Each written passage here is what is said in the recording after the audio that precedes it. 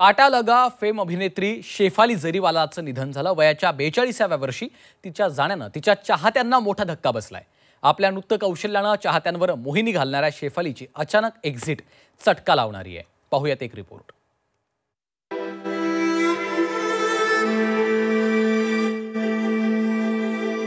काटा लगा फेम अभिनेत्री शेफाली जरीवाला हिचं शुक्रवारी रात्री निधन झालं। हे तेच कारण ज्यामुळे शेफाली रातोरात प्रसिद्धीच्या झोतात आली आणि तशाच एका रात्री तिनं अचानक जगातून एक्झिट घेतली।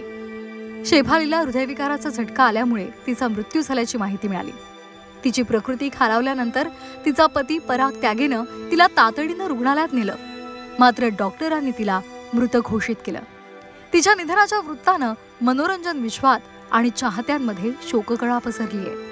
शेफालीनं Sardar Patel college of engineering मधून कम्प्युटर ॲप्लिकेशनची पदवी मिळवली होती, पण कला क्षेत्रात तिने पदार्पण केलं। 2002 मध्ये शेफालीचं कांटा लगा हे रिमिक्स गाणं प्रसिद्ध झालं। अनेक टीव्ही मालिका आणि टीव्ही शोज मध्ये तिनं सहभाग घेतला। बुगी बुगी, नच बलिये, बिग बॉस 13 मध्ये सुद्धा ती झळकली होती। मुझसे शादी करोगी या सिनेमात तिनं सलमान खान सोबत भूमिका केली। 2018 मध्ये तिने एका वेब सिरीज मध्ये सुद्धा काम केलं। 2004 मध्ये संगीतकार हरमीत सिंग सोबत तिचं लग्न झालं। त्यानंतर 2009 मध्ये ते विभक्त झाले। 2015 मध्ये तिनं पराग त्यागेशी दुसरा विवाह केला। शेफालीचे इंस्टाग्रामवर 3 मिलियनहून अधिक फॉलोअर्स आहेत। निधनाच्या 3 दिवस आधी शेफालीनं इन्स्टा पोस्ट केली होती। तिने इन्स्टावर आपले फोटो शेअर केले होते।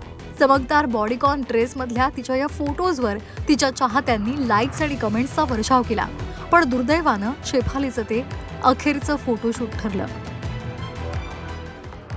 शेफालीच्या निधनानंतर तिच्या संपत्तीवरून चर्चा सुरू झाल्या आहेत। शेफाली 9 कोटींची मालकीण होती। सुरुवातीच्या काळात कांटा लगा गाण्यासाठी शेफालीला 7000 मानधन मिळालं। कांटा लगा गाण्यामुळे शेफाली रातोरात स्टार झाली। चित्रपट सृष्टीपासून दूर राहूनही तिला मोठी ब्रँड व्हॅल्यू होती। शेफालीला एका शो साठी 10 ते 25 लाख मानधन मिळायचं। रियालिटी शोज आणि इव्हेंट्समधून शेफालीला मोठं मानधन मिळायचं। प्रसिद्धीच्या झोतात असलेली शेफाली आरोग्यासाठी जागरूक होती। तिला 15व्या वर्षी फिट आली होती। त्यानंतर या त्रासातून मुक्त होण्यासाठी तिनं व्यायामावर भर दिला। वयाच्या 42व्या वर्षीही तिचा फिटनेस हा खूप चांगला होता, पण तरीही हृदयविकाराच्या झटक्यानं तिचं निधन झालं। हा तिच्या चाहत्यांसाठी मोठा धक्का आहे। ब्युरो रिपोर्ट, झी 24 तास, मुंबई।